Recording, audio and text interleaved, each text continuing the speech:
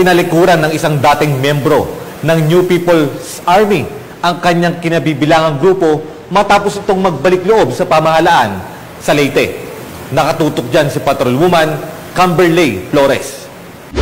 Nagbalik loob sa pamahalaan ang isang miyembro ng New People's Army sa himpilan ng 1st Leyte Provincial Mobile Force Company Headquarters sa Barangay Gaas, Baybay City. Ang pagbabalik loob ay bunga ng puspusang pagsisikap ng mga tauhan ng 1st Leyte Provincial Mobile Force Company kasama ang 124th Special Action Company, 12 Special Action Battalion, PNP SAF, Regional Intelligence Unit 8, City Intelligence Team Ormoc at Leyte Police Provincial Office Provincial Intelligence Unit. Isinuko rin ng dating miyembro ng NPA ang isang unit caliber .38 na walang marka at 3 live ammunitions. Ang nasabing surrendery ay nasa kustodiya ng 1st Leyte Provincial Mobile Force Company para sa kaukulang dokumentasyon at tamang disposisyon bago sumailalim sa programa ng ating gobyerno na Enhanced Comprehensive Local Integration Program o ECLIP. Patuloy ang pagbibigay ng tulong at suporta ang ating gobyerno sa mga nais magbalik loob sa ating pamahalaan sa pamamagitan ng mga programa ng naglalayong magbigay ng bagong simula sa kanilang mga buhay.